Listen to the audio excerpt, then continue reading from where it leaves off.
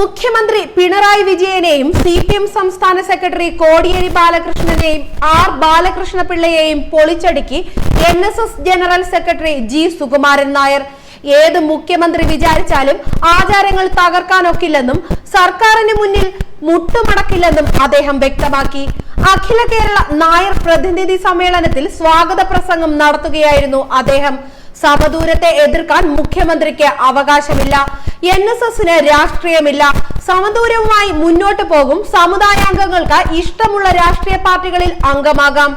ആചാരവും നവോത്ഥാനവും തമ്മിൽ എന്ത് ബന്ധമെന്നും സുകുമാരൻ നായർ ചോദിച്ചു. ശബരിമലയിലെ സർക്കാർ നിലപാടിനെ എതിർത്ത് പ്രമേയവും പാസാക്കി. പ്രതിനിധികൾ വലിയ കയ്യടിയോടെയാണ് പ്രമേയം പാസാക്കിയത്. ശബരിമല വിഷയത്തിൽ സർക്കാർ എത്ര തവണ മലക്കം മറിഞ്ഞു.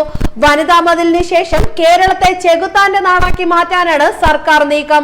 സർക്കാർ നീക്കം ഗാന്ധിയൻ മാർഗത്തിലൂടെ നേരിടുമെന്നും സുകുമാരൻ നായർ വ്യക്തമാക്കി. NSS മന്നത്തിന്റെ പാതയിലല്ലെന്ന് പറയാൻ മുഖ്യമന്ത്രിക്ക് അവകാശമില്ല. സർക്കാർ കയ്യിലുണ്ടെന്ന് കരുതി ആചാരങ്ങൾ തകർക്കാൻ മുഖ്യമന്ത്രി നോക്കണ്ട. സംഘടനയ്ക്കുള്ളിൽ രാഷ്ട്രീയം കലർത്താൻ അനുവദിക്കില്ല. അംഗങ്ങൾക്ക് ഏത് രാഷ്ട്രീയ പാർട്ടിയിലും പ്രവർത്തിക്കാം. ശബരിമല വിഷയത്തിൽ പ്രതികരിച്ചത് എല്ലാവർക്കും വേണ്ടിയാണ്. ആചാരവും അനാചാരവും അറിയാത്തവർ നവോത്ഥാനം പഠിപ്പിക്കാൻ വരേണ്ട. ഒരു സമുദായ നേതാവ് കേന്ദ്ര പോലീസിന്റെ അകമ്പടിയോടെ നടക്കുകയാണെന്ന് വെള്ളാപ്പള്ളി നടേശനെ പേരെടുത്ത് പറയാതെ സുകുമാരൻ നായർ വിമർശിച്ചു.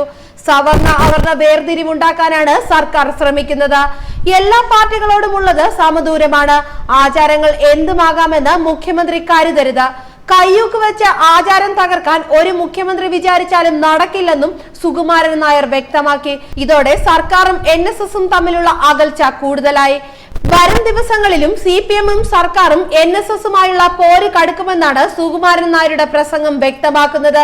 അതേസമയം NSSുമായി ചർച്ചയ്ക്ക് ഇനിയും തയ്യാറാണെന്ന് CPM സംസ്ഥാന സെക്രട്ടറി കോടിയേരി ബാലകൃഷ്ണൻ വ്യക്തമാക്കി. ന്യൂസ് ഡെസ്ക് മലയാളി വാർത്ത.